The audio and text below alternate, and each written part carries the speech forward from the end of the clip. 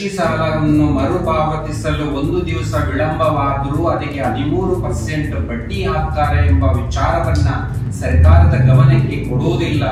ಇದರಿಂದಾಗಿ ದಕ್ಷಿಣ ಕನ್ನಡ ಜಿಲ್ಲೆಯಲ್ಲಿ 741 ಮಂದಿ ರೈತರು ಅವಕಾಶ ವಂಚಿತರಾಗ್ತಾರೆ. ನಾನು ಒಬ್ಬ ವ್ಯಕ್ತಿ ಸುಮಾರು 14 ಲಕ್ಷ ಇರುವಂತದ್ದು ಬಡ್ಡಿ ಮನ್ನಾ ಆಗಿರುವಂತದ್ದು ನಾನು ಅಂತ ಹೇಳೋದಕ್ಕೆ ನನಗೆ ಹೆಮ್ಮೆ ಇದೆ. ಹೊಟ್ಟೆಗೆ ಏನು ಹಿಟ್ಟು ತಿಂತಾರ ಏನೋ ಅಂತ ಗೊತ್ತಿಲ್ಲ.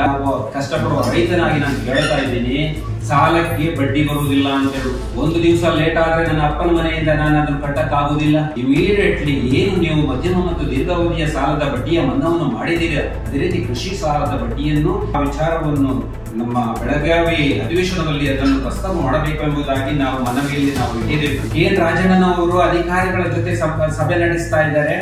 ಸುಸ್ತಿ ಸಾಲ ಆಗಿರುವಂತಹ ಕೃಷಿ ಸಾಲ, ಅಲ್ಪಾವಧಿಯ ಸಾಲವನ್ನ ಮರುಪಾವತಿ ಮಾಡಲು ಅದನ್ನು ತೆಗೆದುಕೊಳ್ಳಲು ಕ್ರಮ ತಗೊಳ್ಬೇಕು ಎಂಬುದಾಗಿ ಒಂದ್ ಕಡೆಯಿಂದ ತೊಟ್ಟಿ ತೂಗುವಂತದ್ದು, ಇನ್ನೊಂದ್ ಕಡೆ ಚೂಟುವಂತದ್ದು ಮಾಡಿ ರೈತರಿಗೆ ದಿಗ್ಭ್ರಮೆ ಆಗಿದೆ. ಕೇಂದ್ರಕ್ಕೆ ಮಾನ್ಯ ಕೃಷಿ ಸಚಿವರು ಮತ್ತೆ ಕೆ.ಎನ್. ರಾಜಣ್ಣನವರು ಪ್ರಸ್ತಾಪ ಇದ್ದಾರೆ. ರೈತರ ಸಾಲ ಮನ್ನಾ ಮಾಡಿದ್ರೆ ಆರ್ಥಿಕ ಬಿಕ್ಕಟ್ಟು ಉಂಟಾಗುತ್ತೆ, ಅಲ್ಲಿ ದೇಶದಲ್ಲಿ ಅಲ್ಲೋಲ ಕಲ್ಲೋಲ ಆಗುತ್ತೆ ಎಂಬ ಒಂದು ಉತ್ತರ ಅಲ್ಲಿ ಬಂದಿದೆ.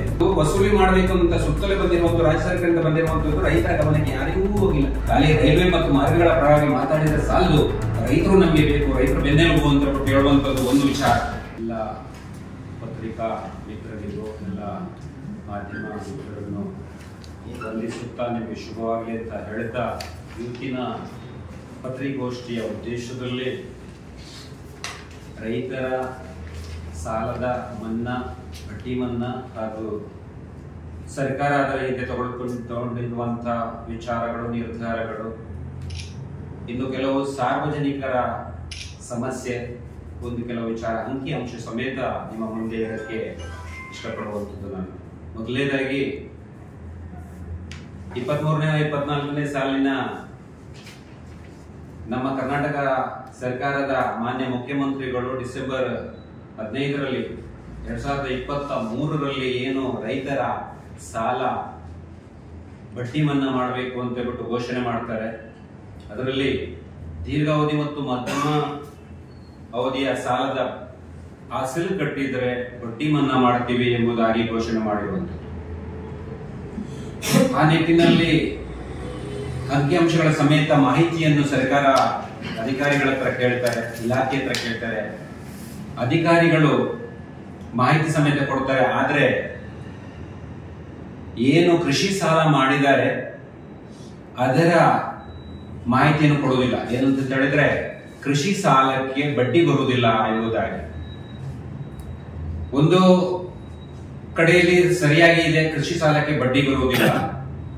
ಇನ್ನೊಂದು ಕಡೆ ನಾವು ನೋಡುವುದಾದ್ರೆ ಕೃಷಿ ಸಾಲವನ್ನು ಮರುಪಾವತಿಸಲು ಒಂದು ದಿವಸ ವಿಳಂಬವಾದರೂ ಅದಕ್ಕೆ 13% ಬಡ್ಡಿ ಹಾಕ್ತಾರೆ ಎಂಬ ವಿಚಾರವನ್ನ ಸರ್ಕಾರದ ಗಮನಕ್ಕೆ ಕೊಡುವುದಿಲ್ಲ ಈ ಸಹಕಾರ ಸಚಿವ ಇಲಾಖೆಯ ಅಧಿಕಾರಿಗಳು. ಇದರಿಂದಾಗಿ ದಕ್ಷಿಣ ಕನ್ನಡ ಜಿಲ್ಲೆಯಲ್ಲಿ 741 ಮಂದಿ ರೈತರು ಅವಕಾಶ ವಂಚಿತರಾಗ್ತಾರೆ. ಉಡುಪಿ ಜಿಲ್ಲೆಯಲ್ಲಿ 231 ಜನ ಅವಕಾಶ ವಂಚಿತರಾಗ್ತಾರೆ. ಈ ಮಧ್ಯಮ ಮತ್ತು ದೀರ್ಘಾವಧಿಯಲ್ಲಿ ಏನು ಬಡ್ಡಿ ಮನ್ನಾ ಮಾಡ್ತಾರೆ ಅದರಲ್ಲಿ 57,000 ರೈತರು ಫಲಾನುಭವಿಗಳು. ಸುಮಾರು 496 ಕೋಟಿ ಎಷ್ಟು ಹಣ ಡಿಸಿಸಿ ಬ್ಯಾಂಕ್ಗೆ ಹೋಗ್ಬೇಕಾಗಿರುವಂತದ್ರಲ್ಲಿ 450 ಕೋಟಿನೂ ಅನುದಾನ ಬಿಡುಗಡೆ ಮಾಡುತ್ತೆ. ಅದರಲ್ಲಿ ನಾನು ಒಬ್ಬ ವ್ಯಕ್ತಿ ಸುಮಾರು 14 ಲಕ್ಷ ಇರುವಂತದ್ದು ಬಡ್ಡಿ ಮನ್ನಾ ಆಗಿರುವಂತದ್ದು ನಾನು ಅಂತ ಹೇಳೋದಕ್ಕೆ ನನಗೆ ಹೆಮ್ಮೆ ಇದೆ. ಅದನ್ನು ಈ ಸರ್ಕಾರ ಮಾಡಿರುವಂತದ್ದು ಸ್ವಾಗತಾರ್ಹ, ನಮಗೆ ಸ್ವಾಗತ ಮಾಡ್ತೇವೆ. ಆದ್ರೆ ಈ ಅಧಿಕಾರಿಗಳು ಮಾಡಿರುವಂತಹ ವಿಚಾರ, ಹೊಟ್ಟೆಗೆ ಏನು ಹಿಟ್ಟು ತಿಂತಾರ ಏನೋ ಅಂತ ಗೊತ್ತಿಲ್ಲ. ನಾವು ಕಷ್ಟಪಡುವ ರೈತನಾಗಿ ನಾನು ಕೇಳ್ತಾ ಇದ್ದೀನಿ, ಸಾಲಕ್ಕೆ ಬಡ್ಡಿ ಬರುವುದಿಲ್ಲ ಅಂತ ಹೇಳಿ ಒಂದು ದಿವಸ ಲೇಟ್ ಆದ್ರೆ ನನ್ನ ಅಪ್ಪನ ಮನೆಯಿಂದ ನಾನು ಅದನ್ನು ಕಟ್ಟಕ್ಕಾಗುವುದಿಲ್ಲ, ಅವರು ಕಟ್ಟಲೇಬೇಕು. ಅದರಿಂದ ನಾವು ರಿಕ್ವೆಸ್ಟ್ ಮಾಡ್ತಾ ಇರುವಂತ ಏನಂತ ಹೇಳಿದ್ರೆ, ಇಮಿಡಿಯೇಟ್ಲಿ ಏನು ನೀವು ಮಧ್ಯಮ ಮತ್ತು ದೀರ್ಘಾವಧಿಯ ಸಾಲದ ಬಡ್ಡಿಯ ಮನ್ನಾವನ್ನು ಮಾಡಿದ್ದೀರಾ, ಅದೇ ರೀತಿ ಕೃಷಿ ಸಾಲದ ಬಡ್ಡಿಯನ್ನು 741 ಜನ ದಕ್ಷಿಣ ಕನ್ನಡದಲ್ಲಿ, 231 ಜನ ಉಡುಪಿ ಜಿಲ್ಲೆಯಲ್ಲಿ ಇಟ್ಬಿಟ್ಟು ಇದ್ದಾರೆ. ಅದಕ್ಕೋಸ್ಕರ ಆ ವಿಚಾರವನ್ನು ನಮ್ಮ ಬೆಳಗಾವಿ ಅಧಿವೇಶನದಲ್ಲಿ ಅದನ್ನು ಪ್ರಸ್ತಾವ ಮಾಡಬೇಕು ಎಂಬುದಾಗಿ ನಾವು ಮನವಿಯಲ್ಲಿ ನಾವು ಇಟ್ಟಿದ್ದೇವೆ. ಎರಡನೇದು ಈ ಸಹಕಾರ ಸಚಿವರ ಸಭೆ ನಡೆಯುತ್ತೆ 8-10-24 ಮತ್ತು 9-10-24 ಕೆ.ಎನ್. ರಾಜಣ್ಣನವರು ಅಧಿಕಾರಿಗಳ ಜೊತೆ ಸಭೆ ನಡೆಸ್ತಾ ಇದ್ದಾರೆ. ಸುಸ್ತಿ ಸಾಲ ಆಗಿರುವಂತಹ ಕೃಷಿ ಸಾಲ, ಅಲ್ಪಾವಧಿಯ ಸಾಲವನ್ನ ಮರುಪಾವತಿ ಮಾಡಲು, ಅದನ್ನು ತೆಗೆದುಕೊಳ್ಳಲು ಕ್ರಮ ತಗೊಳ್ಬೇಕು ಎಂಬುದಾಗಿ ಇಲ್ಲಿ ಹೇಳ್ತಾ ಇರೋದು ಏನು ಅಂತ ಹೇಳಿದ್ರೆ, ಈಗ ಅವರ ಮೇಲೆ ದಾವೆ ಹೂಡಬೇಕು, ಅದನ್ನು ಮರು ವಸೂಲಾತಿಗೆ ದಾವೆ ಹೂಡಬೇಕು. ಎರಡನೇದಾಗ ಅಮಲ್ದಾರಿಗೆ ಅವರಿಗೆ ಅರ್ಜಿ ಸಲ್ಲಿಸಬೇಕು. ಆದರೆ ದಾವೆ ಹೂಡಬಹುದು, ಅಮಲ್ದಾರಿಗೆ ಅರ್ಜಿ ಸಲ್ಲಿಸಬಹುದು, ಆದ್ರೆ ಅವ್ರ ಮೇಲೆ ಕ್ರಮ ಜರುಗಿಸಬಾರದು. ಒಂದ್ ಕಡೆಯಿಂದ ತೊಟ್ಟಿ ತೂಗುವಂತದ್ದು, ಇನ್ನೊಂದ್ ಕಡೆ ಚೂಟುವಂತದ್ದು ಮಾಡ್ತಾ ಇರುವಂತದ್ದು ಬಹಳ ರೈತರಿಗೆ ದಿಗ್ಭ್ರಮೆ ಆಗಿದೆ. ಇದು ಈ ವಿಚಾರ ರೈತರಿಗೆ ಯಾವುದೇ ಗೊತ್ತಿಲ್ಲ. 14-11 ಮೊನ್ನೆ ತಾನೇ ಬಂದಿದೆ ಈ ಸುತ್ತೋಲೆ, ಇಲ್ಲಿ ನಿಮ್ಮ ಮುಂದೆ ಇದೆ. ದಯವಿಟ್ಟು ನಾನು ಆಮೇಲೆ ಬೇಕಾದ್ರೆ ಕೊಡ್ತೇನೆ. ಇದರಲ್ಲಿ ಅಮಲ್ದಾರಿಗೆ ಅರ್ಜಿ ಸಲ್ಲಿಸಬೇಕು, ಅವಾರ್ಡ್ಗೆ ದಾವೆ ಹೂಡಬೇಕು ಅಂತ ಹೇಳ್ಬಿಟ್ಟು, ಆದ್ರೆ ಕ್ರಮ ಜರುಗಿಸ್ಕೊಳ್ಬೇಡಿ ಅಂತ ಹೇಳ್ಬಿಟ್ಟು ಹೇಳುವಂತದ್ದು ಇಂಥ ಒಂದು ಹಾಸ್ಯಾಸ್ಪದ ಅಂತ ಹೇಳ್ಬಿಟ್ಟು ಹೇಳಬಹುದು. ಇದರಿಂದ ಇದನ್ನು ಮಾನ್ಯ ಇಲ್ಲಿಯ ಸ್ಥಳೀಯ ಶಾಸಕರ ಹತ್ರ ಗಮನಕ್ಕೆ ನಾವು ತರ್ತೀವಿ. ಇದನ್ನು ಕೂಡಲೇ ಈ ಒಂದು ಸುತ್ತೋಲೆಯನ್ನು ಪುನಃ ಪರಿಶೀಲಿಸಿ ಅದನ್ನು ಹಿಂದೆ ತಗೋಬೇಕು. ರಾಜ್ಯದಲ್ಲಿ ಎಷ್ಟಿದ್ದಾರೆ ಗೊತ್ತಿಲ್ಲ, ನಮ್ಮ ದಕ್ಷಿಣ ಉಡುಪಿ ಜಿಲ್ಲೆಯಲ್ಲಿ ಇಷ್ಟು ಜನ ಇದ್ದಾರೆ. ರಾಜ್ಯದಲ್ಲಿ ಎಷ್ಟಾಗುತ್ತೆ ಎಷ್ಟಾಗುತ್ತೆ ನಮ್ಗೆ ಗೊತ್ತಿಲ್ಲ. ಸುಮಾರು 14,34,00,000 ಹೊರಬಾಕಿ ಇರುವಂತದ್ದು ನಾನು ಆ ಒಂದು ಮನವಿಯಲ್ಲಿ ಮೆನ್ಷನ್ ಮಾಡಿರುವಂತದ್ದು ನಾವೆಲ್ಲ ಸೇರಿ. ಅದು ಕೂಡಲೇ ನಾಳೆ 9ನೇ ತಾರೀಕಲ್ಲಿ ಬೆಳಗ್ಗೆ ಅಧಿವೇಶನದಲ್ಲಿ ಅದನ್ನು ಪ್ರಸ್ತಾಪ ಮಾಡ್ತಾರೆ ಅಂತ ಹೇಳ್ಬಿಟ್ಟು ಒಂದು ನಂಬಿಕೆ. ಮೂರನೇದು, ನಾವು 13/8/24 DC ಸಾಹೇಬರು ನಮ್ಮನ್ನ ರೈತರನ್ನು ಕರೆದಿದ್ರು. ಆವಾಗ ನಾನು ಹೋಗಿದ್ದೆ. ಆವಾಗ ನಾವು ಇಲ್ಲಿಯ ದಕ್ಷಿಣ ಕನ್ನಡದ ಜನಪ್ರತಿನಿಧಿಗಳಾದ ಕರ್ನಾಟಕ ಸರ್ಕಾರದ ವಿರೋಧ ಪಕ್ಷದ ಸದಸ್ಯರಾದ 6 ಜನ ಜನಪ್ರತಿನಿಧಿಗಳು ಮತ್ತು ಶಾಸಕರಿಗೆ ನಾವು ಲೆಟರ್ ಅನ್ನು DC ಮುಖಾಂತರ ಪತ್ರವನ್ನು ಮನವಿಯನ್ನು ಕೊಟ್ಟಿದ್ದೇವೆ. ಇದೇನು ತಪ್ಪಾಗಿದೆ, ಅಧಿಕಾರಿಗಳು ಮಾಡಿದ ತಪ್ಪಿಗೆ ರೈತರು ಬಹಳ ಬಲಿಪಶು ಆಗ್ತಾರೆ ಅಂತ. ಆದ್ರೆ ಇಷ್ಟರ ತನಕ ನಮಗೆ ಯಾವುದೇ ಉತ್ತರ ಬಂದಿಲ್ಲ ಸರ್. ಖಾಲಿ ಜಂಟಿ ನಿರ್ದೇಶಕರಿಗೆ ನಾವು ಅದನ್ನು ಫಾರ್ವರ್ಡ್ ಮಾಡಿದ್ದೀವಿ ಅಂತ ಹೇಳ್ಬಿಟ್ಟು DC ಇಂದ ನಮಗೆ ಅದು ಬಂದಿದೆ. ಆದ್ರೆ ನಾವು ಕೊಟ್ಟಿರುವಂತೂ ಇಲ್ಲಿ 6 ಜನ ವಿರೋಧ ಪಕ್ಷದ ಶಾಸಕರಿಗೆ, ಅವರಿಗೆ ಯಾವುದೇ ಒಂದು ಉತ್ತರ ನಮಗೆ ಬಂದಿಲ್ಲ. ಇದೊಂದು ಬಹಳ ರೈತರ ಬಗ್ಗೆ ಬಹಳ ಕಡೆಗಣಿಸುವಂತ, ವಿರೋಧ ಪಕ್ಷದಲ್ಲಿ ಇದ್ಬಿಟ್ಟು ಅಲ್ಲಿ ಏನೋ ಪ್ರಸ್ತಾವ ಮಾಡಿದ್ರೆ ಅದು ಬರ್ತಿತ್ತು ಏನೋ. ಅದಾದ್ಮೇಲೆ ಕೇಂದ್ರಕ್ಕೆ ಮಾನ್ಯ ನಿನ್ನೆ 2 ದಿವಸ ಮುಂಚೆ ಕೃಷಿ ಸಚಿವರು ಮತ್ತೆ ಕೆ.ಎನ್. ರಾಜಣ್ಣನವರು ಪ್ರಸ್ತಾಪ ಇದ್ದಾರೆ, ನೀವು ರೈತರ ಎಲ್ಲ ಸಾಲವನ್ನು ಮನ್ನಾ ಮಾಡಬೇಕು ಈ ಸಲಕ್ಕೆ ಅಂತ. ಅರೌಂಡ್ 1,00,000 ಕೋಟಿ ಇರ್ಬೋದು ರೈತರ ಸಾಲ. ಆದ್ರೆ ಅಲ್ಲಿ ಹಣಕಾಸು ಸಚಿವ ಇಲಾಖೆಯಲ್ಲಿ ಹೇಳ್ತಾರೆ, ರೈತರ ಸಾಲ ಮನ್ನಾ ಮಾಡಿದ್ರೆ ಆರ್ಥಿಕ ಬಿಕ್ಕಟ್ಟು ಉಂಟಾಗುತ್ತೆ, ಅಲ್ಲಿ ದೇಶದಲ್ಲಿ ಅಲ್ಲೋಲ ಕಲ್ಲೋಲ ಆಗುತ್ತೆ ಎಂಬ ಒಂದು ಉತ್ತರ ಅಲ್ಲಿ ಬಂದಿದೆ. ಇಲ್ಲಿ ಕಳೆದ 22-23ರಲ್ಲಿ 14 ಲಕ್ಷ ಕೋಟಿಯಷ್ಟು ಕಾರ್ಪೊರೇಟ್ ಹೌಸಸ್ ಸಾಲ ಮನ್ನಾ ಮಾಡಿದ್ದಾರೆ. ಯಾರು? ಕೇಂದ್ರ ಸರ್ಕಾರಗಳು. ಇಲ್ಲಿ ಅಂಕಿಅಂಶ ಇದೆ. ಆದ್ರೆ ನಮ್ದು ರೈತರದು ಏನೋ, ರೈತ ದೇಶದ ಬೆನ್ನೆಲುಬು ಅಂತ ಹೇಳ್ಬಿಟ್ಟು ಹೇಳ್ತಾರ, ಅವ್ರದ್ದು 1 ಲಕ್ಷ ಕೋಟಿಯಷ್ಟು ಸಾಲ ಮನ್ನಾ ಮಾಡಿದ್ರೆ ಆರ್ಥಿಕ ಬಿಕ್ಕಟ್ಟಿಗೆ ಈಡಾಗುತ್ತೆ, ಅಲ್ಲೋಲ ಕಲ್ಲೋಲ ಆಗುತ್ತೆ ಅಂತ ಹೇಳುವಂತದ್ದು. ರೈತರ ಬಗ್ಗೆ ಎಷ್ಟು ಕಾಳಜಿ ಇದೆ ಅಂತ ಹೇಳ್ಬಿಡುವಂತದ್ದು ಇಲ್ಲಿ ನಮ್ಗೆ ಪ್ರಶ್ನೆ. ಇತ್ತೀಚಿನ ಮಾಹಿತಿ ಬಂದ ಪ್ರಕಾರ 17.5 ಲಕ್ಷ ಕೋಟಿಯಷ್ಟು ಸಾಲ ಮನ್ನಾ ಮಾಡಿದೆ ಅಂತ ಹೇಳ್ಬಿಟ್ಟು ಮಾಹಿತಿ. ಅದೇ ಈ ರಾಜಣ್ಣ ಅವರು ನಿನ್ನೆ ಅಲ್ಲ ಮೊನ್ನೆ ನೀಡುವಂತದ್ದು. ಇದು ನಾನು ಕ್ರಿಯೇಟ್ ಮಾಡುವಂತಲ್ಲ, ಅವರ ಪತ್ರಿಕಾಗೋಷ್ಠಿಯಲ್ಲಿ ಕೃಷಿ ಸಚಿವರು ಮತ್ತೆ ಸಹಕಾರ ಸಚಿವರು ನೀಡಿದಂತ ಒಂದು ಸಂದೇಶ, ಇದು ಉತ್ತರ. ಇದು 1 ಟೈಮ್ ಸಾಲ ಮನ್ನಾ ಮಾಡಬೇಕು ಅಂತ ಕೇಳಿದ್ರು. ಇಂಥ ಕೇಂದ್ರದಲ್ಲಿ ಇಂಥ ಒಂದು ರೈತರ ಬಗ್ಗೆ ಈ ರೀತಿ ಮಾತು ಬರೋದಾದ್ರೆ ಯಾವ ಮಟ್ಟಿಗೆ ರೈತರನ್ನು ಬೆಳೆಸಕ್ಕೆ ಅವರು ಅವಕಾಶ ಮಾಡಿಕೊಡ್ತಾರೆ? ಈ ವಿಚಾರ ಈಗ ಸುತ್ತೋಲೆ ಬರೆದಿರುವಂತದ್ದು, ವಸೂಲಿ ಮಾಡಬೇಕು ಅಂತ ಸುತ್ತೋಲೆ ಬಂದಿರುವಂತದ್ದು, ರಾಜ್ಯ ಸರ್ಕಾರದಿಂದ ಬಂದಿರುವಂತದ್ದು ರೈತರ ಗಮನಕ್ಕೆ ಯಾರಿಗೂ ಹೋಗಿಲ್ಲ. ಅವರ ಕಡೆ ನೋಟಿಸ್ ಹೋದಾಗ ದಾವೆ ಹೂಡಿದ್ದೇವೆ ಕೋರ್ಟಿಗೆ ಬನ್ನಿ ಅಂತ ಹೇಳ್ಬಿಟ್ಟು ಹೇಳುವಾಗ ಮಾತ್ರ ಅವ್ರಿಗೆ ಗೊತ್ತಾಗುತ್ತೆ. ಅವರಿಗೆ ದಿಗ್ಭ್ರಮೆ ಆಗುವುದಿಲ್ಲ. ಆತ್ಮಹತ್ಯೆ ಮಾಡಿದಂತ ನಿದರ್ಶನಗಳು ಇದಾವೆ. ಇರುವಾಗ ನಾವು ಕೇಳ್ತಾ ಇರುವಂತದ್ದು, ಕೇಂದ್ರದವರು ಇದಕ್ಕೆ ಇಲ್ಲಿಂದ ಬಹಳ ರಾಜ್ಯದಿಂದ ಒಂದು 18 ಜನ, ನನಗೆ ಗೊತ್ತಿದ್ದಂಗೆ 18 ಜನ ಎಂಪಿಗಳು ಹೋಗಿದ್ದಾರೆ. ಇಲ್ಲಿ ಸ್ಥಳೀಯ ನಮ್ಮ ದಕ್ಷಿಣ ಕನ್ನಡದ ಸಂಸದರು ಸ್ವಲ್ಪ ಆಕ್ಟಿವ್ ಆಗಿ ಇರುವಂತದ್ದು ಸಂತೋಷ, ಯಾರಾದ್ರೆ ಆಗಲಿ. ಸ್ವಲ್ಪ ಅನುದಾನವನ್ನು ತರಕ್ಕೆ ಏನೋ ಹೋಗ್ತಾ ಇದ್ದಾರೆ. ನಾವು ಅವರಲ್ಲೂ ತಮ್ಮ ಮುಖಾಂತರ ವಿನಂತಿ ಮಾಡ್ಕೊಂತೀವಿ ಏನಂತ ಹೇಳಿದ್ರೆ, ರೈತರ ಬಗ್ಗೆ ತಾವು ಅಲ್ಲಿ ಮುಖಾಮುಖಿಯಾಗಿ ಪ್ರಸ್ತಾಪ ಇದನ್ನು ಮಾಡಬೇಕು. ಕರ್ನಾಟಕ ಸರ್ಕಾರ, ಕರ್ನಾಟಕ ರಾಜ್ಯದಿಂದ ಇಷ್ಟು ಜನ ಎಂಪಿಗಳು ನಾವು ಇದ್ದೀವಿ, ರೈತರಿಗೋಸ್ಕರ ಇಷ್ಟಿದೆ, ಇಷ್ಟು ಕಾರ್ಪೊರೇಷನ್ ಸಾಲ ಮನ್ನಾ ಮಾಡಿದ್ದೀರಿ ಅಂತ ಹೇಳ್ಬಿಟ್ಟು ಪ್ರಸ್ತಾವನೆ ಇಟ್ಟರೆ ರೈತರಿಗೆ ಎಷ್ಟು ಅನುಕೂಲ ಆಗುವುದು ಅಂತ ಹೇಳ್ಬಿಟ್ಟು ನಾನು ನಿಮ್ಮ ಮುಖಾಂತರ ಬ್ರಜೇಶ್ ಚೌಟ ಅವರಿಗೂ ನಾನು ಮನವಿ ಮಾಡ್ತೀನಿ, ಕೇಳ್ಕೊಂತ ಇದ್ದೀನಿ. ರೈತರ ಪರವಾಗಿ ಮಾತಾಡಿ, ಖಾಲಿ ರೈಲ್ವೆ ಮತ್ತು ಮಾರ್ಗಗಳ ಪರವಾಗಿ ಮಾತಾಡಿದ್ರೆ ಸಾಲದು, ರೈತರು ನಮಗೆ ಬೇಕು, ರೈತರು ಬೆನ್ನೆಲುಬು ಅಂತ ಹೇಳ್ಬಿಟ್ಟು ಹೇಳುವಂತದ್ದು ಒಂದು ವಿಚಾರ. ಅದರಿಂದ ನಾವು ಈ ಮನವಿಯನ್ನ ಈಗಲೇ ನಿಮಗೂ ಕೊಟ್ಟಿದ್ದೀವಿ. ದಯವಿಟ್ಟು ತಾವುಗಳು ರೈತರ ಮೇಲೆ ಒಂದು ಅನುಕಂಪ ತೋರಿಸಿ ಹೈಲೈಟ್ ಮಾಡಬೇಕು ಇದನ್ನು. ಯಾಕಂದ್ರೆ ಯಾರಿಗೂ ಗೊತ್ತಿಲ್ಲ. ಒಂದು ಕಡೆ ಆನೆಯನ್ನು ಖರೀದಿ ಮಾಡಿದ್ದಾರೆ ಯಾವುದೋ ರಾಜ್ಯ ಸರ್ಕಾರ, ಮಧ್ಯಮ ಮತ್ತು ದೀರ್ಘಾವಧಿ ಸಾಲದ ಬಡ್ಡಿ ಮನ್ನಾ ಮಾಡಿದ್ದಾರೆ.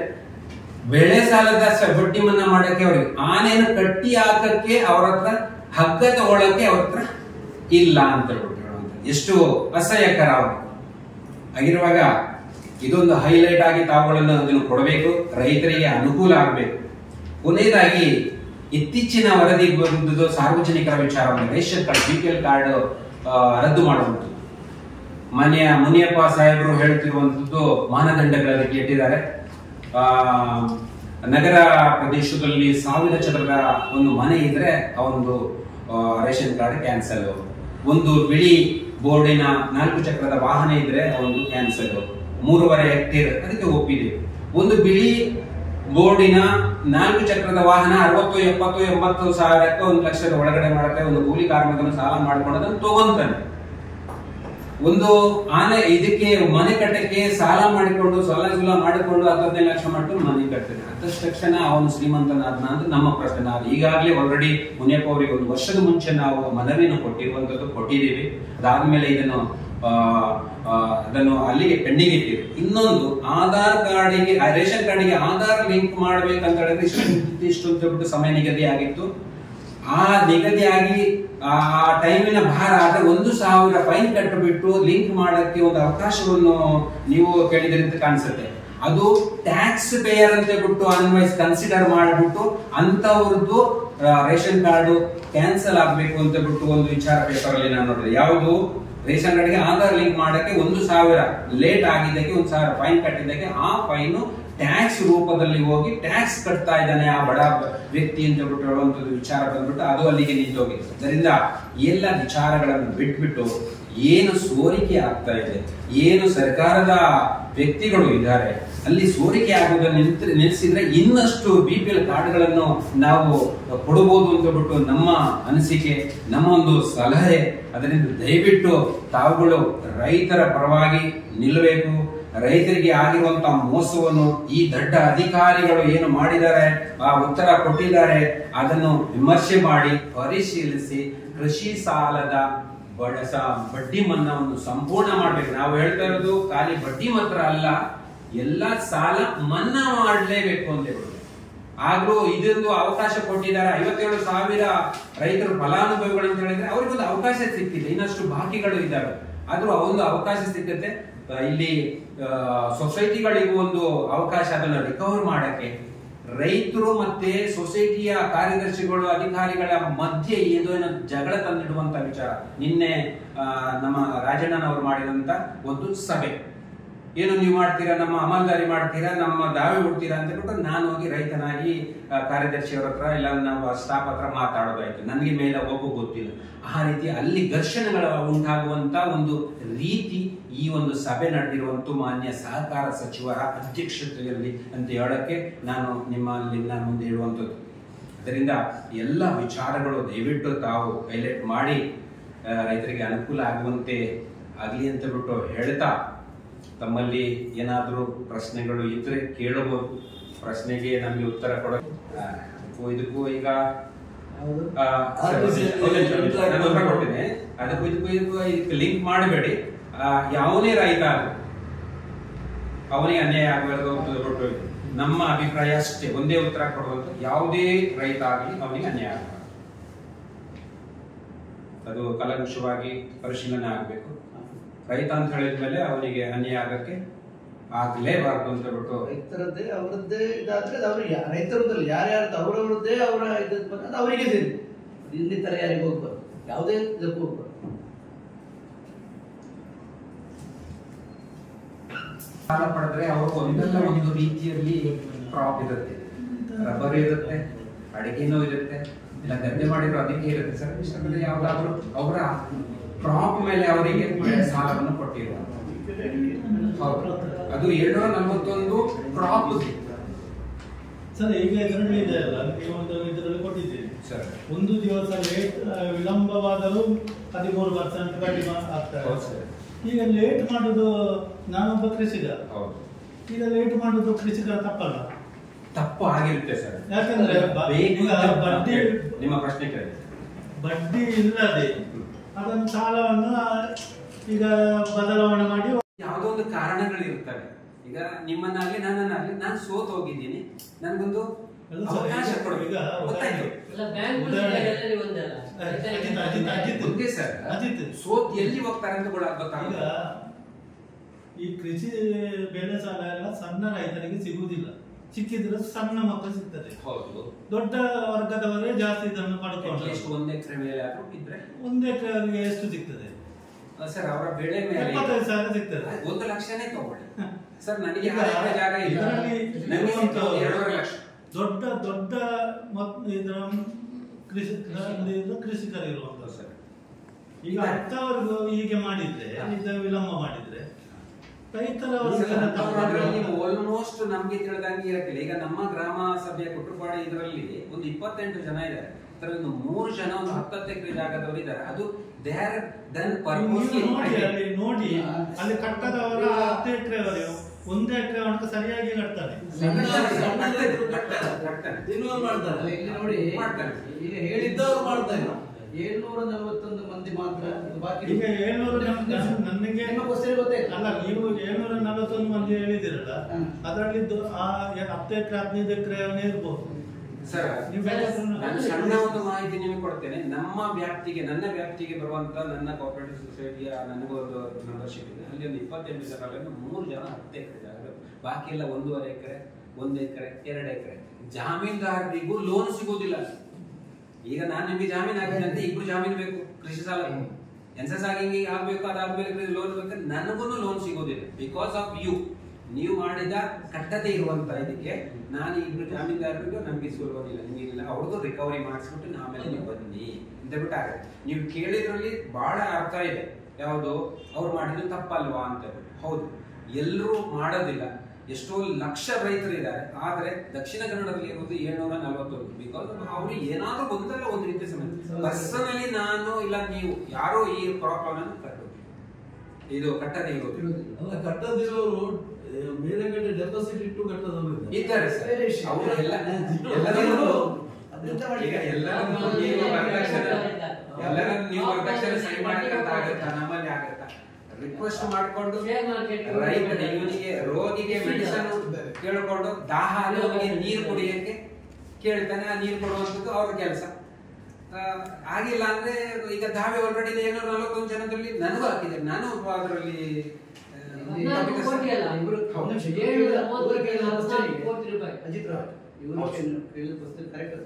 ಇಲ್ಲಿ ಅನುಕೂಲ ಇದ್ದವ ಒಂದು ದಿನ ಲೇಟ್ ಆದ್ರೆ 13% ಅವ ಕಟ್ಟೆ ಕಟ್ತಾನೆ. ಯಾಕೆ ಅವನಲ್ಲಿ ಇದೆ ಕಟ್ಟೆ. ಒಂದು ದಿನ ಲೇಟ್ ಆದ್ರೆ 13% ಸುಮ್ಮನೆ ಕಟ್ಟಬೇಕು. ಇಲ್ಲಿ ಈ ಕಟ್ಟದೇ ಇರುವಂತವರು ಅದರಲ್ಲಿ 741 ಮಂದಿರಲ್ಲಿ 99% ಕಷ್ಟದಲ್ಲಿರುವವರು, ಅವರಲ್ಲಿ ಕಟ್ಟಲಿಕ್ಕೆ ಹಣದ ಕೊರತೆ ಇರೋ ಕಾರಣ. ಇಲ್ಲದ್ರೆ ಡೆಫಿನೆಟ್ ಆಗಿ ಕಟ್ತಾ ಇದ್ರಲ್ವಾ? ಪ್ರಶ್ನೆ ಮಾಡೋ ತೂಕವಾಗಿರೋದು ಸರ್. ಅದು ಎಲ್ಲರೂ ಪ್ರಪೋಸಲ್ ಮಾಡುವುದು 99% ಕೆಲವರು ಉದ್ದೇಶಪೂರ್ವಕವಾಗಿ ಯಾವುದೇ ಅನುಕೂಲ ತಂದ್ರು ಕೂಡ ಉದ್ದೇಶಪೂರ್ವಕವಾಗಿ. ಈಗ ಬಿಪಿಎಲ್ ಕಾರ್ಡ್ ಅಲ್ಲಿ ಎಂತೆಂತವರೆಲ್ಲ ತಗೊಂಡಿದ್ದಾರೆ.